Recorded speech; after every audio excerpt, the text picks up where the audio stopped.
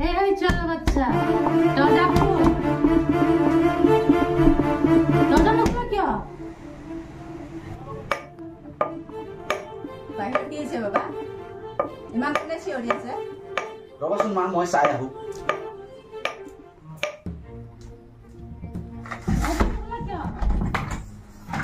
আৰে পিঙ্কি তুমি এনেকা অবস্থা চোৱা গাঁৱৰ পৰা মায়ে আহিছে প্লিজ তোমাক এনেকুৱা দেখা পালে মায়ে কি ক'ব কোৱাচোন চুপ একদম চুপ মোৰ ঘৰত মই যেনেকে আহো এইটো মোৰ কথা তোৰ ইমান খাও বুঢ়ী মায়ে কাহি মোৰ ঘৰত জাগা দিছা তুমি আজিও নিচা কৰি আহিছা হা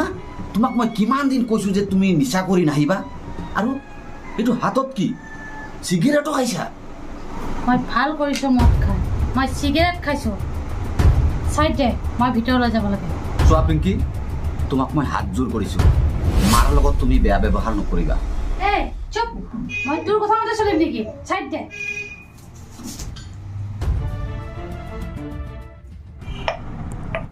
এই বুঢ়ী তই ইমান খাও তাই মোৰ ঘৰত আহি বহি আছা বোৱাৰী তুমি মোৰ লগত এনেকুৱা ব্যৱহাৰ কৰিছা তুমি পাহৰি গৈছা মই তোমাৰ শাহুমা হয় আৰু তুমি কি ড্ৰেছ পিন্ধিছা এইবোৰ কি পিন্ধিছা এইবোৰ তাৰ উপৰি তুমি এখন ঘৰৰ বোৱাৰী হয় তোমাৰ মান ইজ্জত সকলো আছে আৰু তুমি আজি দিন দুপৰে তুমি নিচা কৰি আহিছা এইখন ঘৰত এই বুঢ়ী মই যি কাপোৰ পিন্ধিছো ভাল কৰিছো আৰু তই ইমান খাও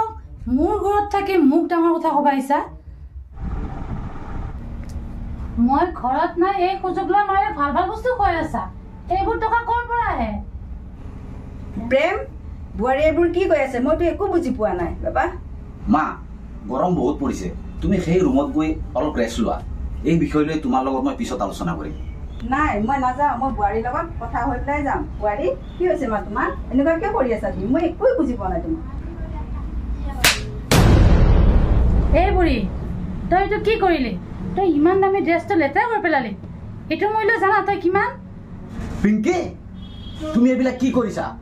তুমি মোৰ মাৰ ওপৰত তুমি হাত তুলিছা আজি ঠিক কৰিছো তোৰ মায়েৰ ওপৰত হাত তুলিছো মই এতিয়া শুবা যাওঁ যাতে ৰাতিপুৱা উঠি তোৰ মায়েৰ মুখ দেখা নাপাওঁ মা তুমি মোক ক্ষমা কৰি দিয়া তুমি ইয়াতে আহাৰ পৰা তোমাক মই যোগ্য সন্মানটো দিব নোৱাৰিলো বলা তোমাৰ ৰুমত থৈ আহিম মই ৰুমত নাযাওঁ বাবা আজি বোৱাৰীয়ে মোক যিমান উপহাৰ দিলে মই তুমি চিন্তা কৰিব নালাগে মই কালি ৰাতিপুৱাই গুচি যাম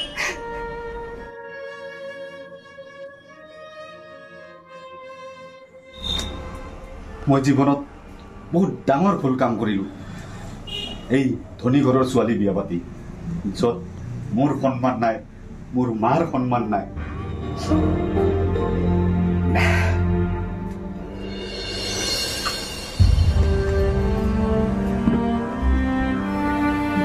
মই আৰু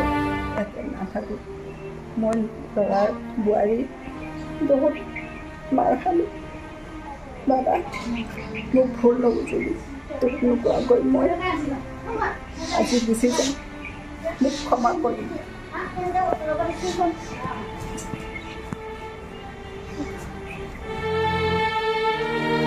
মা মা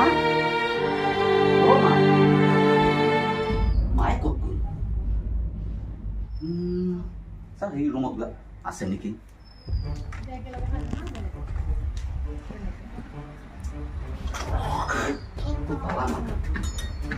মা মা ক'ত গ'ল মায়ে এইটো চাইডত আছে নেকি মা মা মায়ে কি গুচি গ'ল নেকি এতিয়া এইখন চহৰততো মায়েতো চিনিও নাপায় একো ক'ত গ'ল বা মায়ে মা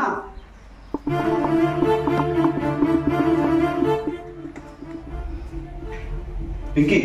পিংকি পিংকি চাও দেচোন কি হৈছে তোৰ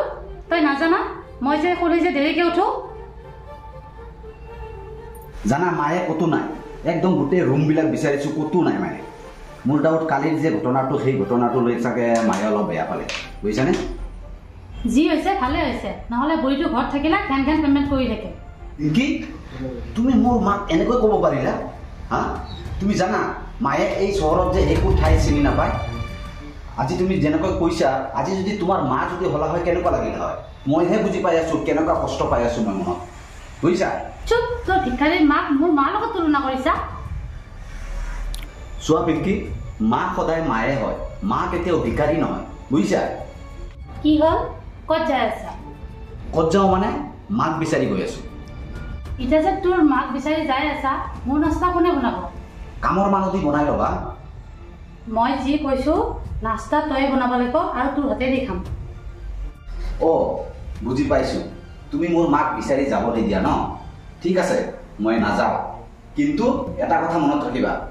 মোৰ মাক আৰু মোক যিটো তুমি ব্যৱহাৰ কৰিছা নহয় একদিন তাৰ শাস্তি নিশ্চয় তুমি পাবা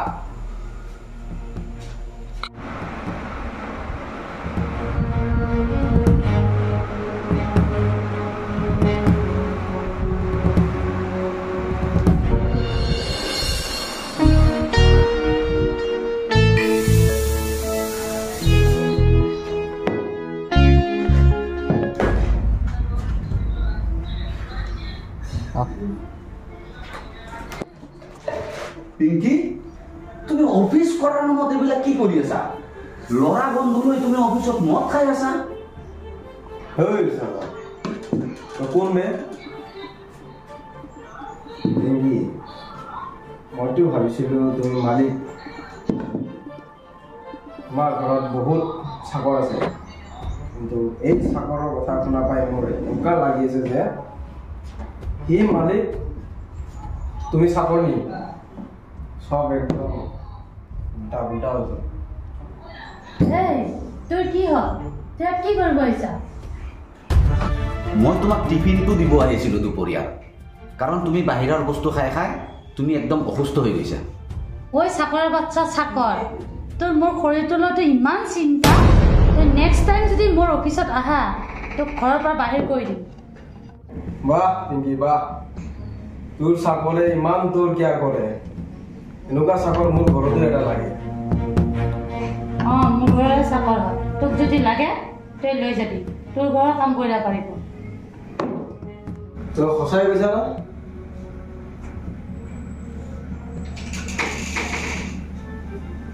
এইটো ল এইটো মোৰ ঘৰৰ এড্ৰেছ কালি ৰাতিপুৱা মোৰ ঘৰত গৈ পেলাই চোতালখন লেতেৰা হৈছে চাফা কৰি আহিবি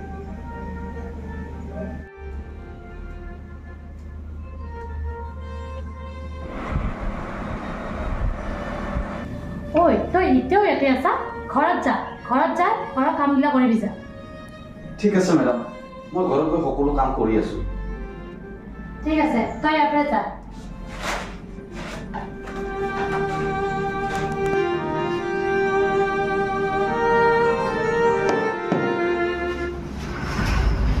ঐ চাকৰ বেগ লৈ ক'ত যাব লৈছ তই ছাৰ মই আৰু ইয়াতে কাম নকৰোঁ মই মোৰ মাৰ ওচৰত গুচি যাম এই অসুস্থ অৱস্থাত তোৰ মেডামক যি তই এৰি থৈ যা তোৰ মেডামৰ চোৱা চিতা কোনে কৰিব ঘৰৰ কাম কাজ কোনে কৰিব হা মেডামৰ আকৌ কি হৈছে তোৰ মেডামৰ কেঞ্চাৰ ধৰা পৰিছে তুমি গুচি নাযাবা প্ৰেম তুমি গুচি গ'লে আৰু মোৰ চোৱা চিতা কোনো নাই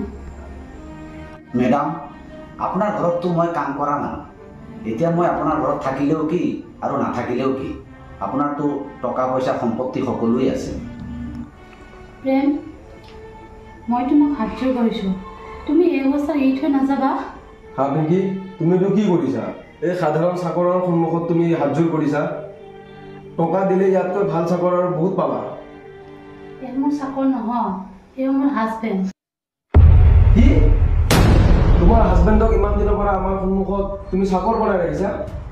তোমালোকৰ জানাত মই আৰু নাই মোৰ বহুত কাম আছে মই যাওঁ শুনা মোক এই বিপদৰ সময়ত সকলোৱে মোক লগাই দিছে প্লিজ তুমি মোক এৰি নাযাবা ক্ষমা কৰিবা মেডাম মই তোমাৰ বাবে মই মোৰ মাৰ পৰা আঁতৰি থাকিব লগা হৈছিল। আৰু চোৱা, তুমি মোৰ মাৰ গাত হাত তুলিছা, মোৰ গাত হাত তুলিছা, আৰু বন্ধু বান্ধৱৰ ওচৰত মোক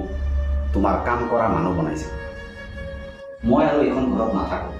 থাকা তুমি তোমাৰ টকা পইচা ধন সম্পত্তি লৈ। এতিয়া তুমি বুজি পাবা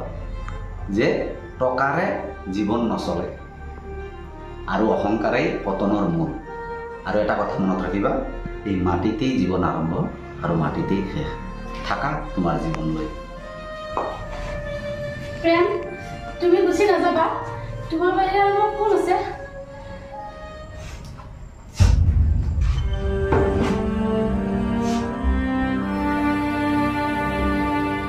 মই মোৰ টকা পইচাৰ অহংকাৰত মই মোৰ মানৱতা হেৰুৱাই পেলাইছিলোঁ। পাহৰি গৈছিলোঁ অহংকাৰী পতনৰ মূল। আজি সঁচাই মোৰ পতন হ'ল। টকা পইচাৰ কাৰণে মই মাটিত ভৰি থোৱা নাছিলোঁ। আজি মোৰ সেই পইচাই জীৱন বচাব নোৱাৰিলে। মোৰ যি বেমাৰ হৈছে তাৰ কোনো চিকিৎসা নাই, একমাত্ৰ মৃত্যুৱেই হ'ল শেষ।